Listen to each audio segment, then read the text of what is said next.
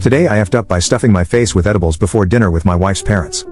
Recently, I traveled to Denver, Colorado, with my wife and my wife's parents. As a resident of a non-legalized state, and as someone who is too much of a wimp to regularly buy illegal substances, the thing I was looking forward to most was the chance to buy fancy legal weed. What could possibly go wrong? So, the first thing I do upon arriving, and after successfully ditching the in-laws, is drag my wife to a nearby dispensary for a shopping spree. And oh my gosh, it was just like in my dreams. Tons of different options in neat little sample jars, and a team of helpful stoners walking me through the various strains. Are you looking for a mellow body high? Or do you want something that gives you a bit more pep and energy? Or are you just hoping for something light to take the stress off? Yes, yes, and yes. I reply eagerly, like a fat kid in a candy store, and request an eighth ounce of about 7 different options. In hindsight, if I learned anything from this experience, it's that my math and science teachers never taught me basic information, like what is an ounce? Or how much weed can a person consume in a single weekend? Sure, I can tell you when 2 speeding trains leaving separate stations will collide, or recite Avogadro's number, but it turns out none of that is particularly useful for getting high in a responsible manner. And it was at this dispensary that I also learned you can't actually smoke in public places, including the hotel my wife and I were staying at. So, before leaving, I begged my wife to buy some edibles that I could munch on until we found a place to properly get lit.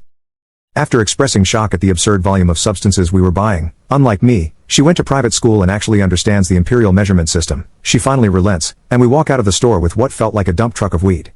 Plus a small package of seemingly innocent ginger snap cookies. When we finally get back to the hotel room, I tear those bad boys open. Only to find about a dozen tiny cookies, roughly the size of a quarter. What the heck, Denver? Seeing the skepticism, and hunger, in my eyes, my wife warns me to go easy and check the back of the package before trying one. Dose size, half a cookie, I read silently, as I start taking tiny bites from the edges, like a giant chinchilla gnawing on a sunflower seed. But what kind of savage only eats half a cookie? So, a second later, I casually pop the rest into my mouth. And then, the moment my wife turns her back, I stuff another 2 cookies in my mouth for good measure.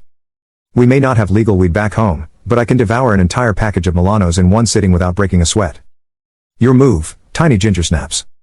About 30 minutes later, we're in the backseat of her parents' rental car, on the way to dinner. And that's when things start to go downhill. My stomach growls, loudly and angrily. My wife looks at me with inquisitive eyes, as if to say, diarrhea? I clutch my stomach and mumble something about altitude sickness. You didn't eat a whole cookie, did you? She asks, 10% in genuine concern, 90% in seething irritation.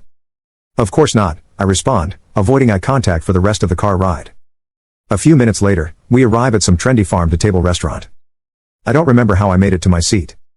I don't even remember looking at the menu. But I do remember the concerned look on the waiter's face as he asked if I was doing all right. Keep it together, man, I say to myself. But my wife's sudden groan suggests I may have also said that to the waiter. Things are going downhill fast. The waiter nods sympathetically, takes our orders, and heads to the next table. The moment he walks away, my wife is staring daggers at me. I start to worry that the jig is up. You are sweating. From your entire face, she says, with a mix of pity and disgust. Not quite knowing what to do, I reach for my napkin and proceed to blot my cheeks, nose, neck, chin, and forehead. At this point, my wife's mom looks over at me, concerned. Are you all right? She asks kindly. Yeah, the food's just a bit spicy, I reply, far too quickly, before realizing we had literally just ordered, and the only thing on the table was a basket of dinner rolls. My wife kicks me under the table. Bathroom. Now, she hisses. Get it together. I reluctantly get up and head for the restroom. After splashing several handfuls of water on my face, I approach a urinal and start to pee. Now, one of the more disorienting effects of those tiny ginger snap monsters is the feeling that time has become completely untethered from reality. As I'm peeing, I start to get the very unsettling feeling that I have been standing there for, I don't know, an hour. Deep down, I know that's absurd. I've been peeing all my life. Sometimes multiple times a day. I've probably taken more than 50,000 leaks, and it usually only takes about a minute, tops. So, given that my typical pee lasts no more than 60 seconds, and given that I feel about halfway done, that means I've probably only been standing here for, what? 30 seconds? The guy at the urinal next to me does not respond. Instead, he slowly shuffles away from me midstream. Like a startled penguin.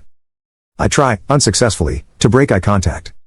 Finally finished, I splash some more water on my face and return to my seat, making sure to apologize to the table for being gone such a long time, just in case my math was off. I briefly try to make small talk with my wife's father, but I am far too high to understand what either of us is saying. Not wanting to start laughing uncontrollably at the wrong moment, or, really, at any moment, I decide the safest idea is to just nod my head periodically and drink a ton of water. To my wife's horror, I stand up, grab my water glass, and thrust it out toward the waiter, who is all the way on the other side of the restaurant. Fortunately, he's a real one.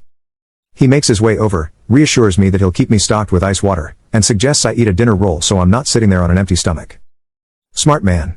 However, after finishing all the bread on the table and 3 glasses of water, I start to panic. I need actual food to offset the paranoia from these cursed ginger snaps. Do you think I should flag down the waiter and ask what's taking so long? I whisper to my wife. What? We literally just ordered 3 minutes ago. And that's when she loses her cool. How many cookies did you eat? Whoa, easy there, Torquemada, I protest. I had a few cookies, but keep your voice down, I don't want your parents to know how messed up I am right now. Really? They are sitting 2 feet away from you. They know. I look up. And for the first time, I notice both of my in-laws just staring at me. For what